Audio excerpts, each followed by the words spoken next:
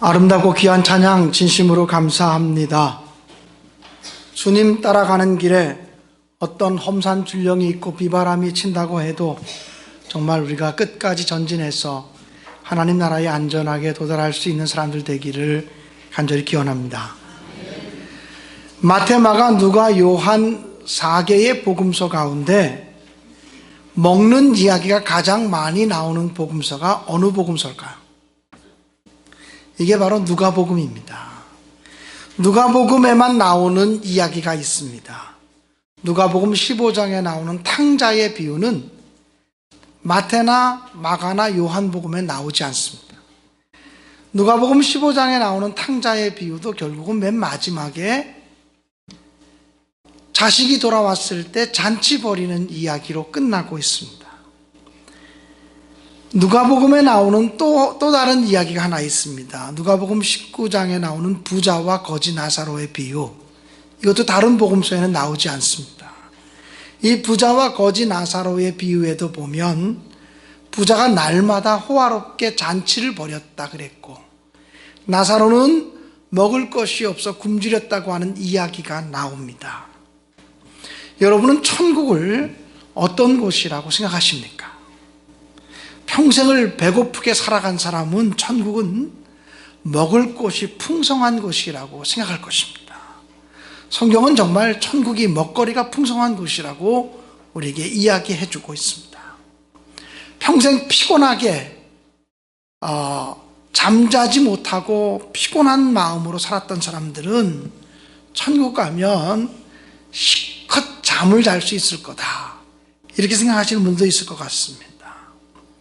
평생 육신의 질병으로 고통을 받으며 살아간 사람이라면 천국은 질병이 없는 곳, 아픔이 없는 곳이라고 상상하게 되어질 것입니다. 이런저런 고통과 환난 때문에 눈물을 흘리면서 마음 아파하며 살아간 사람은 천국은 눈물도 고통도 없는 곳이라고 하는 것을 생각하며 눈물 없는 천국을 기대하게 되어질 것입니다. 평생 차별을 당하고 무시당하는 삶을 살았던 사람은 천국 가면 평등하게 자유와 정의가 넘치는 땅이라고 하는 것을 기억하며 사모하게 되어질 것입니다. 오늘 성경 본문도 천국에 대한 비유입니다. 오늘 성경은 천국을 큰 잔치자리로 그렇게 소개하고 있습니다. 오늘 성경 본문에 보면 큰 부자가 잔치를 배설하고 손님들을 청하게 되었습니다. 유대인들은 잔치를 배설하고 손님을 청할 때 2번에 걸쳐서 손님을 청하는 습관이 있었다고 합니다. 제일 먼저 우리 집에 어느 날 잔치가 있으니 오겠느냐 이렇게 알려주고 손님을 청합니다. 그리고 2번째는 잔치 시간이 임박해서 종들을 보내서 이제 잔치가 다 준비되어졌습니다, 오셔서 잔치를 함께 즐깁시다, 이렇게 청하게 됩니다. 오늘 성경 본문에 나타난 비유를 보아도 2번 청함을 하는 것을 볼 수가 있습니다. 첫 번째 초대에 응했던 사람들에게 주인은 종들을 보내서 이제 모든 것이 준비되었으니 오셔서 잔치를 즐기자고 그렇게 초청하게 되었습니다. 그런데 종들을 통해서 2번째 청함을 받았던 사람들이 일치하게 사양했다고 성경은 기록하고 있습니다. 한 사람은 나는 밭을 샀기 때문에 나가봐야 되겠다고 말했습니다. 또 다른 사람은 나는 소 5겨리를 샀기 때문에 오늘은 시험을 하러 나가야 되기 때문에 갈 수 없다고 거절했습니다. 또 다른 사람은 나는 오늘 장가 들었기 때문에 그 잔치에 갈 수가 없다고 그렇게 거절했습니다. 종들은 집에 와서 얘기합니다. 우리가 청했던 사람들이 지금 다 오지 않겠다고 일치되게 사양했습니다. 이 소리를 듣고 화가 난 주인은 명령합니다. 빨리 시내와 거리로 나가서 가난한 사람과 몸이 불편한 사람과 맹인들과 다리 저는 사람들을 데리고 오라고 명령했습니다. 이에 종들은 빨리 나가서 주인의 명령에 순종해서 잔치 자리를 채웠지만 아직도 빈자리가 남아있다고 주인에게 보고를 드렸습니다. 그러자 주인은 다시 종들에게 말했습니다. 그러면 길과 산 울타리로 나가서 사람들을 강권하여 데려다가 내 집을 채우라, 이렇게 말씀했습니다. 그러자 이제 종들은 주인의 말씀에 순종해서 길과 산울가로 나가서 강권해서 사람들을 청해서 데려다가 잔치자리를 가득 채웠다고 하는 이야기입니다. 오늘 성경 본문을 보면 오늘 이 말씀은 바로 하나님 나라, 즉 천국에 대한 비유입니다. 여기서 잔치를 배설한 주인은 바로 하나님이시고, 종들은 주님의 잔치자리에 초청하기 위해서 애쓰고 있는 모든 믿음의 사람들을 이야기하고, 첫 번째 초청자들은 첫 번째 구원의 복음을 먼저 전해 들었던 유대인들을 상징하는 것입니다. 그리고 두 번째, 그 다음에 초청되어진 모든 사람들은 이방인들을 상징하고 있습니다. 첫 번째 주님으로부터 초대를 받았던 유대인들, 그들은 먼저 말씀을 들었고 먼저 선지자를 접했고 먼저 예언의 말씀을 들었고 먼저 율법을 소개받은 사람들이었지만 주님의 잔치자리를 하나같이 거부했습니다. 그렇기 때문에 그 유대인들이 천국 잔치에 참여하지 못할 것이라고 얘기하고 있습니다. 다음으로 종들에 의해서 억지로라도 강권함을 받아서 잔치자리에 들어온 사람들, 그들은 이방인들을 가르치고 있습니다. 즉 이 비유의 말씀은 이방인들에게도 구원의 복음이 전파되어질 것임을 예언적으로 이야기하고 있는 말씀입니다. 사랑하는 여러분, 여러분도 잔치를 베풀어 보신 적이 있으시죠? 잔치집에는 뭐니 해도 두 가지가 꼭 필요합니다. 첫 번째는 음식이 풍성해야 합니다. 음식이 풍성하지 않으면 잔치집 분위기가 날 수가 없습니다. 그래서 우리 교회도 다음 주에는 새생명 초청 잔치를 열기 때문에 평상시 우리가 먹는 음식과는 전혀 다른 풍성한 먹거리를 준비해야 된다고 이야기를 했습니다. 그래서 잔치 자리에는 음식이 차고 넘쳐야죠. 그런데 음식이 차고 넘쳤는데 음식을 먹을 사람이 없다고 하면 그건 잔치가 아닙니다. 잔치에는 무엇보다 손님이 또한 차고 넘쳐야 합니다. 사람이 차고 넘쳐야 합니다. 여기도 사람이 북적북적, 저기도 사람이 북적북적, 여기서도 시끌시끌, 저기서도 시끌시끌, 여기서도 웃는 소리, 저기서도 웃는 소리가 들려야 잔치집 같은 분위기가 날 수 있는 것이죠. 이제 우리 교회가 다음 주에 새생명 축제를 엽니다. 다음 주에는 우리 교회가 음식이 풍성하고 여기저기에서 북적북적거리고 소란거리는 그런 소리들이 차고 넘치는 그런 교회가 되어질 수 있기를 주님의 이름으로 간절히 축원합니다. 오늘 성경 본문에 보면 첫 번째 초대를 받았던 사람들이 모두 거절했습니다. 그때 주인은 할 수 없지, 그럼 우리끼리 잔치하자, 우리끼리 차려놓은 음식 먹자, 그러지 않았습니다. 첫 번째 초대한 사람들이 일치하게 사양했지만, 그럼 지금이라도 빨리 나가서 사람들을 강권하여 데려다가 내 집을 채우라고 그렇게 명령하셨다는 것입니다. 오늘 성경 본문의 말씀을 통해서 종들에게 주어진 세 가지 명령을 좀 살펴볼 수 있기를 간절히 바랍니다. 첫 번째, 종들에게 주어진 명령은 빨리 가라고 하는 것이었습니다. 지체 말고 빨리 나가서 다른 사람을 초청하라고 하는 권면이었습니다. 잔치에 초대된 사람들을 먼저 찾아보고 그들이 초청에 응하지 않으면 거기서 중단하지 말고 빨리 거리와 골목으로 가고, 그래서 가난한 사람들도 초청하고 몸 불편한 사람들도 청하고 맹인들과 다리 저는 사람들도 청하라고 말했습니다.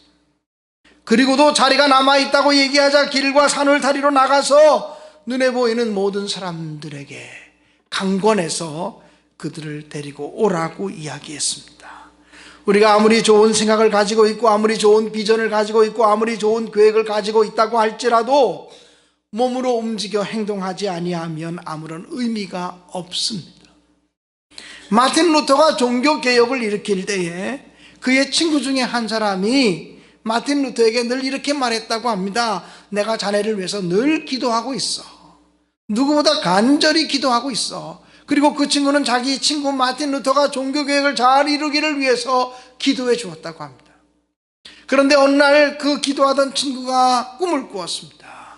꿈을 꾸었는데 커다란 밭이 보이는데 그 밭을 추수할 때가 되었는데 추수꾼이 그냥 그 낫을 가지고 힘겹게 추수하는 모습이 보이랍니다. 추수할 것은 너무너무 많은데 추수꾼은 오직 한 사람뿐이더랍니다. 자세히 보니까 자기 친구 마틴 루터가 혼자서 그냥 땀을 뻘뻘 흘리면서 추수하고 있는 모습을 보게 되었습니다. 꿈속에서지만 혼자서는 안 되는데 누군가 도와줘야 되는데 같이 할 사람이 있어야 되는데 이런 생각이 들었다는 거예요. 그런 생각을 하다가 잠에서 깨웠습니다. 이 꿈의 의미가 무엇인가를 묵상하게 되었다고 합니다. 그는 그 꿈의 의미를 이렇게 해석했습니다. 기도만 하고 있지 말고 너도 나가서 같이 뛰어라, 몸으로 움직여라, 행동하라고 하는 주님의 거룩한 음성으로 듣게 되었다는 것입니다. 그래서 그는 이제는 마틴 루터를 위해서 내가 기도한다 그러지 않고 마틴 루터와 함께 내가 행동한다, 움직인다 이렇게 말하면서 마틴 루터를 철저히 돕는 사람이 되었다고 하는 이야기입니다. 사랑하는 여러분, 좋은 계획, 좋은 비전 이것만 가지고 있다고 해서 하나님의 교회가 되는 것은 아닙니다. 그 계획에 순종하고 움직이는 사람이 필요합니다. 종들에게 주인은 뭐라고 말씀했냐면 빨리 가라 이렇게 얘기했습니다. 빨리 가라, 지체할 시간이 없어, 빨리 가. 그래서 종들은 빨리 길거리로, 마을로, 산울가로 나가게 되었다라고 하는 사실입니다. 사랑하는 여러분, 새생명 축제까지 이제 우리가 한 주간이 남았습니다. 빨리 가는 종들의 심정으로 나가서 처음 초청한 사람이 응하지 않았으면 중단하지 마시고 그 다음 초청할 사람들, 그 다음 데리고 올 사람들을 위해서 헌신하시고 노력하시기를 주님의 이름으로 간절히 축원합니다. 두 번째, 종들에게 내려진 명령은 강권하라고 하는 것입니다. 강권하라는 것이 뭡니까? 열정을 가지고 그들을 초청하라고 하는 것입니다. 왜 강권해야 되는 것일까요? 모든 것이 준비되어져 있기 때문입니다. 하나님 나라의 천국 잔치에는 모든 것이 준비되어져 있습니다. 이 땅에서 우리가 원하는 모든 것들이 다 준비되어져 있는 나라가 하나님의 나라라는 것입니다. 예수님께서도 산상수훈의 말씀에서 제자들에게 말씀하시기를 너희는 먼저 그의 나라와 그의 의를 구하라, 그리하면 이 모든 것을 너희에게 더하여 주시리라고 말씀하셨습니다. 하나님 나라는 하나님 나라의 의미와 뜻을 먼저 구하게 되면 하나님께서 우리에게 모든 것을 더해 주신다고 하는 사실을 믿으시고 모든 것이 준비된 잔치 자리에 사람들을 초청하시고 강권하시기를 바랍니다. 우리가 강권해야 되는 또 다른 이유가 있다면 핑계하며 거절하는 사람들이 많기 때문입니다. 핑계하는 사람들이 많습니다. 거절하는 사람들이 많습니다. 그렇기 때문에 강권해야 합니다. 또 강권하면 따라올 사람이 있기 때문에 강권하라는 것입니다. 첫 번, 두 번째 얘기하면 안 들어도 세 번, 네 번, 다섯 번 얘기하면 들을 사람이 있기 때문에 강권해야 된다는 것입니다. 어떤 사람이 전도에 대한 책자를 내면서 한 사람이 교회 나오라고 하는 초청을 받고서 교회 나오기까지 어느 정도 권면을 받는 것인가 조사를 했다고 합니다. 그 사람이 조사해 봤더니 평균적으로 한 사람이 교회 나오기까지는 18번 정도의 초청을 받아야 나온다고 합니다. 18번 정도의 권함을 받아야 나온다고 합니다. 우리 주변에요, 다른 사람에 의해서 15번, 16번, 17번까지 초청받은 사람들이 많이 있습니다. 그런데 한 번만 더 초청하면 이제 주님께로 나올, 강권하면 나올 사람들이 있다라고 하는 것이죠. 그러므로 우리가 한 번에 되어지는 것이 아니고 강권하면 주님께로 나올 사람이 있고 강권하면 따라올 사람이 있기 때문에 성경은 강권하라고 말씀하고 있는 것입니다. 우리가 강권하려면 무엇보다 우리의 마음의 문이 활짝 열려야 합니다. 여러분, 우리의 마음에서부터 저 사람은 교회 다닐 사람, 저 사람은 교회 안 다닐 사람, 저 사람은 구원받아도 될 사람, 저 사람은 구원받으면 안 될 사람, 저 사람은 좋은 사람, 저 사람은 나쁜 사람, 이렇게 편가르기 하고 나누어 놓는 마음이 있으면 복음을 모든 사람에게 증거할 수가 없습니다. 모든 사람에게 그리스도 예수를 전할 수가 없다는 것입니다. 그러므로 우리의 마음에서부터 열림이 있어야 되고 우리의 마음의 문이 활짝 열려져서 모든 사람을 초청의 대상으로, 전도의 대상으로 바라볼 수 있는 마음의 눈들이 열려지게 되기를 주님의 이름으로 간절히 축원합니다. 지난 금요일 날, 바로 이틀 전 금요일 날 제가 심야기도회 설교를 하면서 예수님의 시선, 예수님의 양식이라는 제목으로 설교를 했습니다. 예수님 당시에 모든 사람들, 유대인들은 사마리아 땅을 구원받지 못할 땅, 구원받지 못할 사람들이라고 여겼습니다. 버림받은 사람이라고 여겼습니다. 그러나 예수님의 시선은 그들도 구원받아야 될 사람, 그들도 하나님의 은혜가 필요한 사람, 그들도 하나님의 사랑이 필요한 사람이라고 바라보았다는 것입니다. 사랑하는 여러분, 어떤 눈으로 어떻게 바라보느냐가 소중한 것이죠. 예수님의 눈으로, 예수의 마음으로 바라볼 때 우리가 한 영혼을 초청할 수 있고 구원에 이르게 할 수 있다고 저는 분명히 믿습니다. 그러므로 강권하려면 먼저 우리의 마음의 문이 활짝 열려져야 합니다. 두 번째로, 남에게 무언가를 강권하려면 내 자존심을 내려놓아야 합니다. 체면을 내려놓아야 합니다. 우리가 복음을 증거하고 누구를 청하려고 하면 기꺼이 응답해주고 들어주는 사람이 있으면 얼마나 좋겠습니까? 그런데 우리가 말하는 이야기를 딱 잘라버리고 무시하는 사람들을 만나게 될 때 자존심이 확 상합니다. 기분이 확 잡칩니다. 전도하다가 기분 잡치는 적이 한두 번이 아니고 마음 상하는 적이 한두 번이 아닙니다. 그러나 정말 우리가 강권하려면 우리 자존심을 내려놓아야 합니다. 자존심을 강조하는 한 한 사람도 구원에 이르게 할 수 없다고 하는 사실을 기억하고, 예수 그리스도께서 우리 죄인들을 구원하시기 위해서 십자가에서 벌거벗으신 것처럼 우리 죄를 사하시기 위해서 인간의 몸을 입고 이 땅에 오신 것처럼, 지극히 작은 자가 되고 낮은 자리에 오신 것처럼 우리도 낮은 자리에 처하고 겸손한 마음으로 자존심을 내려놓아야 강권할 수 있다고 하는 사실을 명심하시기 바랍니다. 세 번째로, 우리가 강권하려면 영혼을 사랑하는 마음을 가져야 합니다. 영혼을 사랑하는 마음이 없이 강권이 되지 않습니다. 영혼을 사랑하는 마음이 없으면 한번 형식적으로 얘기해도 강권하게 되지는 않습니다. 여러분, 어떤 교회에서 목사님이 새로 오셨는데 그 목사님이 설교할 때마다 말끝마다 지옥 얘기를 했다고 합니다. 당신들 그렇게 예수 믿으면 지옥 가. 그리고 말끝마다 지옥 얘기를 하니까 교인들의 스트레스가 보통 심하게 오는 게 아닙니다. 그리고 은혜가 되지 않습니다. 설교 때마다 지옥 얘기를 하니까 은혜가 되지 않습니다. 나중에는 교회에서 교인들이 숙덕숙덕하고 웅성웅성하고 그러다가, 목사님 다른 교회로 가십시오. 우리는 목사님의 설교를 더 이상 들을 수가 없습니다. 그리고 그 목사님을 다른 곳으로 내보냈다고 합니다. 그리고 새로운 목사님을 모시게 되었습니다. 기대를 가지고 첫 시간에 설교를 듣는데 첫 번째, 그 새로 오신 목사님이 첫 번째 설교가 지옥에 대한 설교를 하시더랍니다.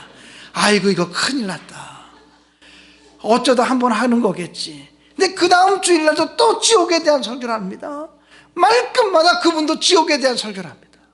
그런데 이상한 것은요, 첫 번째 지옥에 대한 설교를 하신 목사님은 교인들이 그렇게 싫어했는데, 두 번째 오신 지옥에 대한 설교를 하신 목사님은 교인들이 그렇게 좋아하더랍니다.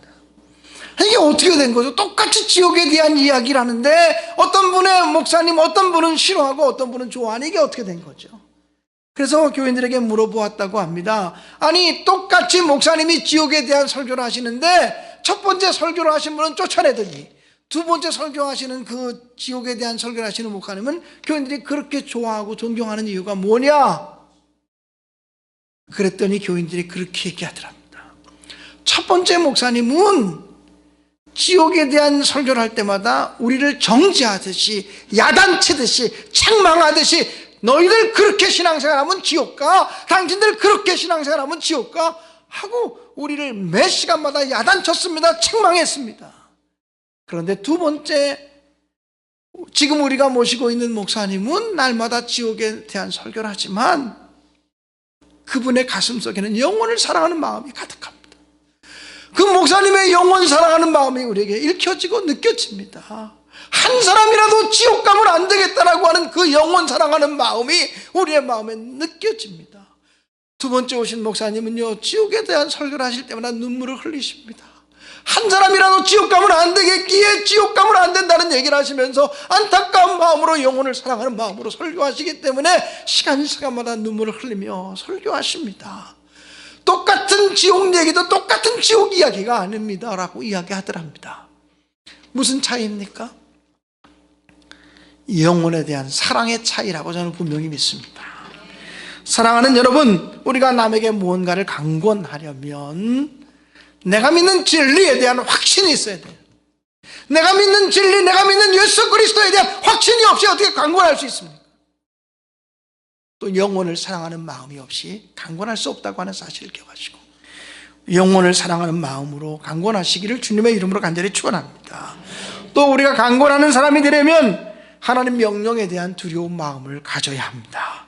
강권하여 사람을 데리고 와서 내 집을 채우라고 하는 명령이 바로 사람의 말이 아니라 주님의 명령, 하나님의 명령이라고 하는 사실을 기억하면서 하나님 명령에 대한 두려운 마음을 가지고 순종할 때 우리가 강권할 수 있음을 분명히 믿습니다.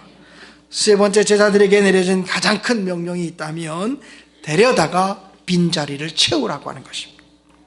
빈자리를 채워야 될 책임이 종들에게 있다라고 성경은 말씀하고 있습니다. 누가복음 2장에 보면 예수님께서 가버나움 마을에 계실 때 많은 사람들이 모여들었습니다. 그 마을에 중풍병으로 고생하는 사람이 있었습니다. 네 사람의 친구들이 그 사람을 침상채 메어가지고 예수님께로 왔습니다. 그러나 너무나 사람들이 많이 모여있기 때문에 예수님께로 접근할래야 접근할 수가 없었습니다. 네 사람은 거기서 중단하지 아니하고 지붕 위로 올라갔습니다. 그리고 지붕을 뜯어내고 침상채로 자기 친구를 달아내렸습니다. 그들의 끈질긴 집념과 노력과 열심과 수고가 병을 낫게 하고 구원의 역사를 이루게 했다라고 성경은 기록하고 있습니다. 여리고 마을의 소경거지 바디메오도 예수님이 지나가신다는 소리를 듣고 다윗의 자손 예수여 나를 불쌍히 여기소서라고 외쳤습니다. 사람들이 거지를 보고 말했습니다. 조용히 해, 시끄러워, 까불지 마. 그러나 이 소경거지 바디메오는 더욱더 큰 소리로 외쳤습니다. 다윗의 자손 예수여 나를 불쌍히 여기소서. 장애물을 뛰어넘는 열정과 집념과 용기와 끈기가 있었습니다. 여리고 마을의 세리장이었던 삭개오도 예수를 만나기 위해서 나갔지만 장애물에 봉착했습니다. 예수를 볼 수가 없었습니다. 만날 수가 없었습니다. 그는 포기하지 아니하고 뽕나무 위로 올라갔습니다. 그리고 예수를 만나게 되었습니다. 성경은 예수 만난 사람들의 이야기를 기록하면서 예수 만난 사람들이 평탄하게 예수 만난 이야기가 한 번이나 있는 줄 아느냐 우리에게 말합니다. 예수 만난 사람들은 한결같이 장애물을 뛰어넘은 사람이고 집념과 끈기의 사람이고 용기의 사람이고 수고하고 헌신했던 사람인 것을 우리에게 말씀하고 있습니다. 사랑하는 여러분, 우리가 수고합시다. 데려다가 빈자리를 채우라고 하는 명령에 순종하는 마음으로 다음 주, 이번 한 주간 특별히 노력하고 헌신하셔서 다음 주에 우리에게 정말 빈자리가 없도록 그렇게 한번 헌신할 수 있기를 간절히 바랍니다. 이렇게 설교하면 교인들 마음속에 이런 의심이 생깁니다. 우리 목사님은 교회 성장주의자냐? 교회 성장이 곧 주님의 명령이냐? 저는 그렇게 생각하지 않습니다. 어떤 목사님은 교회 성장이 주님의 명령이라고 얘기합니다만 저는 그렇게 얘기하지 않습니다.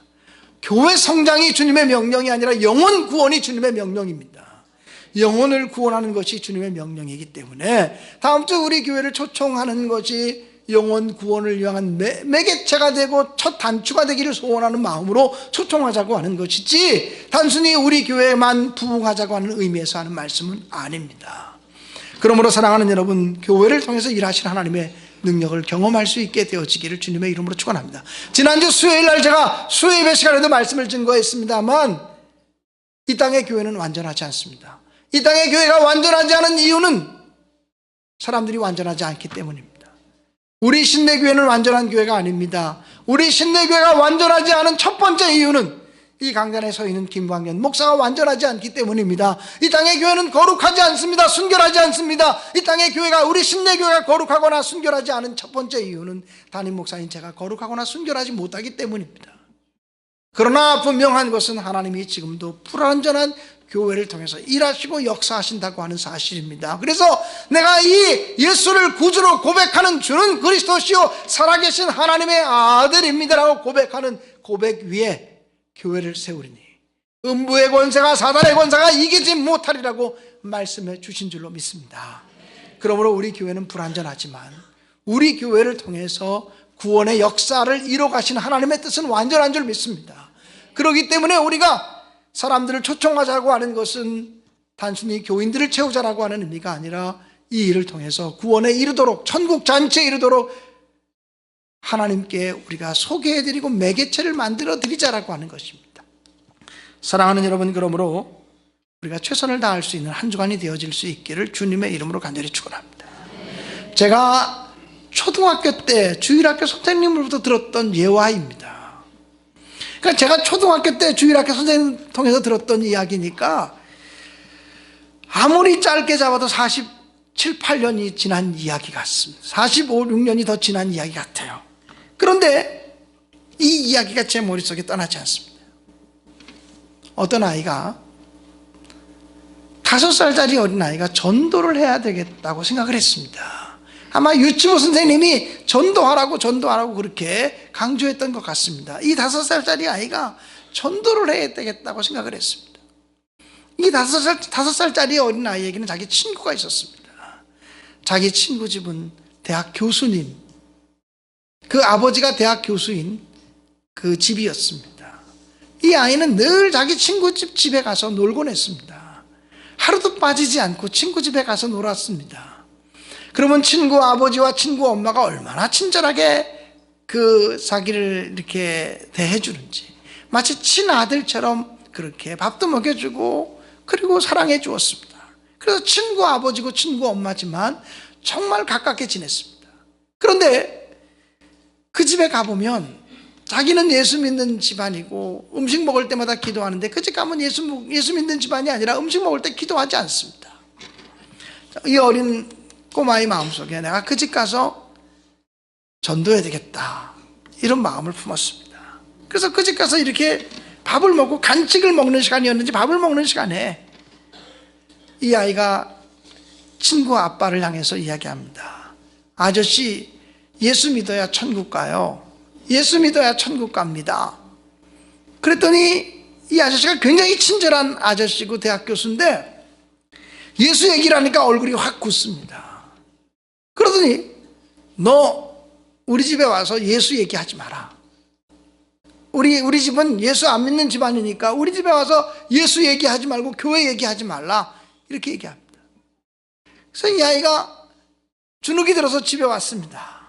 그런데 그 꼬마의 마음속이지만 또 얘기해야지, 이런 생각이 들었습니다. 그 다음날 또 놀러가서 놀다가 놀기만 하면 이렇게 음식을 차려주는데 음식을 먹으면서 아저씨 교회 다녀요. 교회 다녀야 천국 갈 수 있어요. 예수 믿어야 천국 가요. 이렇게 얘기했습니다. 그랬더니 이 아저씨가 또 얘기합니다. 너 교회 얘기하지 말라 그랬지, 예수 얘기하지 말라 그랬지. 예수 얘기하고 교회 얘기하려면 우리 집에 오지도 마, 이렇게 얘기했습니다. 이 어린아이가 상처를 받았습니다. 어른이 그렇게 얘기하니까 마음에 상처를 받아서 막 울기 시작했습니다. 울면서 이 아이가 나 안 와, 다시는 이 집 안 와, 그리고 나갑니다. 문을 탁 닫고 나가다가 이 아이가 갑자기 무슨 생각이 들었는지 다시 문을 확 열더니 손가락질을 하면서 이렇게 얘기합니다. 아저씨, 예수 안 믿으면 지옥 가? 그리고는 문 꽝 닫고 나갑니다. 근데 그 다음부터 이제 성령께서 역사하시는 겁니다. 이 아이가 한 일은 거기까지입니다. 그런데요, 이 대학 교수라고 하는 친구 아빠죠. 젊은 교수였겠죠. 이 친구 아빠가 그 다음부터도 잠을 잘 수가 없습니다. 잠이 들려고만 하면 손가락 하나가 탁 튀어나와가지고 아저씨, 예수 안 믿으면 지옥 가, 이게 에코가 울려가지고 지옥 가 이렇게 울립니다. 깜짝 놀라서 일어나면 꿈입니다. 또 잠자리에 들어서 조금 잠이 들려고 하면 조그만 손가락 하나가 툭 튀어나오면서 아저씨 예수 안 믿으면 지옥 가! 외칩니다. 밤잠을 잘 못 잤기 때문에 이제 전철을 타고 이렇게 출근하게 되는데, 그 옛날 얘기겠죠. 제가 초등학교니까 버스를 타고 출근하게 되는데, 출근하려고 하다 보면 이게 피곤해서 눈을 감고 있어 차 안에서 잠깐 졸려고 하면 손가락 하나가 툭 튀어나와서 아저씨 예수 안 믿으면 지옥 가! 외칩니다. 조금만 눈을 감고 잠이 들려고 하면 손가락이 튀어나옵니다. 아저씨 예수 안 믿으면 지옥 가라고 외칩니다. 이건 그 아이가 한 말이 아니에요. 이 아이가 한 말이지만 성령께서 그 다음에 감동을 계속 일으켜 주시는 거죠. 이 사람이 일주일 동안 손가락을 수없이 많이 봤다고 합니다. 견딜 수가 없어서 이 아이를 데리고 오라 그래서 이 아이에게 아저씨가 어떻게 하면 교회 다닐 수 있냐고, 아저씨가 어떻게 하면 지옥 안 갈 수 있냐고 그렇게 묻게 되었다는 거죠. 여러분, 전도 우리가 하는 거 아니에요. 우리가 하는 것 같지만 사실은 성령님이 도우셔야 전도가 되는 거예요. 성령님께서 쌍방으로 역사하셔야 되는 줄로 믿습니다. 내가 사람을 초청할 수 있는 것도 내가 말하면 사람들이 다 와, 그렇지 않습니다. 신앙은 그렇지 않아요. 다른 모임이라면 야, 네가 필요하니까 같이 가자. 그럼 알았어요 형님. 그러고 따라올 사람도 나와 함께 교회 가자 그러면 그건 저한테 얘기하지. 이 신앙의 세계는 다른 것입니다. 그렇기 때문에 전도, 초청, 이건 내가 할 수 있는 것이 아니라 성령님이 도우셔야 되는 줄로 분명히 믿습니다. 그러므로 성령님의 도우심을 의지하시면서 순종하시는 여러분 되시기를 주님의 이름으로 간절히 축원드립니다.